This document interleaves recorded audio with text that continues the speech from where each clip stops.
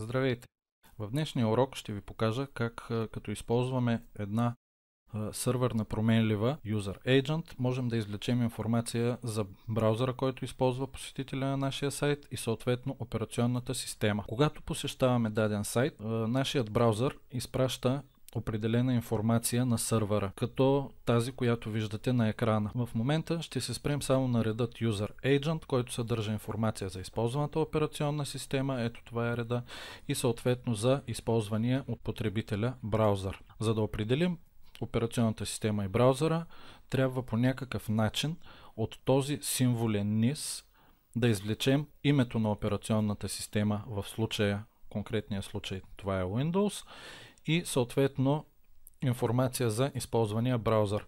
В случая, когато е използван Internet Explorer версия 10 или 11, информацията за браузъра излиза по ето този начин. Когато версията на Internet Explorer е по-ниска, тук информацията излиза по различен начин в User Agent. За да можем да извлечем информацията за името на операционната система и браузъра, ще използваме една функция на PHP, PregMatch, която има ето този общ вид. Това е името на функцията и съответно параметрите, които тя приема. Само два от тези параметри са задължителни за използване. Това са Pattern и Subject. Първия стринг, който оказваме тук, е последователността от символи, която ще търсим, а в Subject или втория параметър на функцията е стрингът или символния низ, който претърсваме. Функцията връща стойност истина, ако намери тази последователност от символи, и съответно стойност лъжа, ако тази последователност не бъде открита. Ето и скрипта, който ще използваме. В началото използваме функцията на PHP getEnv с параметър HTTP User Agent, като по този начин извличаме текста, съдържащ се в променливата User Agent, и този текст или този символен низ го присвояваме като стойност на променливата Client, ето тук. На променливата браузър в началото задавам като стойност един символен низ, един текст, че браузърът не е разпознат, т.е. в случай, че не успеем да разпознаем браузъра, който посетителя използва, на екрана ще бъде изведен този текст, че браузъра не е разпознат.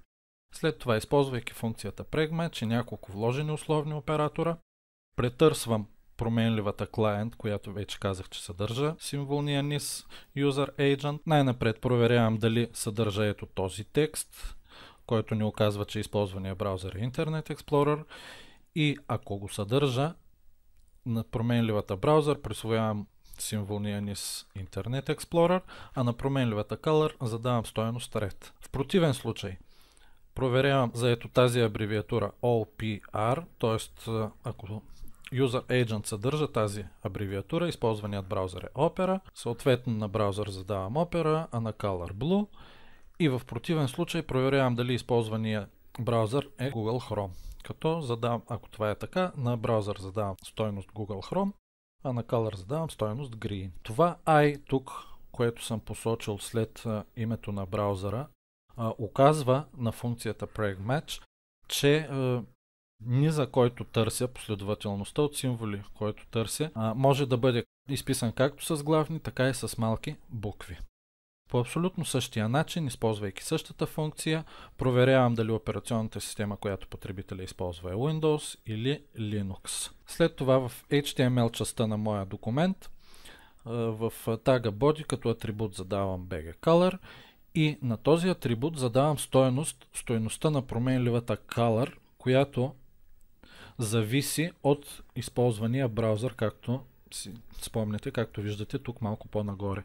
Ако браузър е Internet Explorer, Color е Red, ако е Opera е Blue, и ако браузър е Google Chrome, на Color задавам стойност Green. И извеждам текста, вие използвате определен браузър и определена операционна система, тук използвам съответните променливи на PHP. Ето резултатът след изпълнение на този скрипт в Internet Explorer.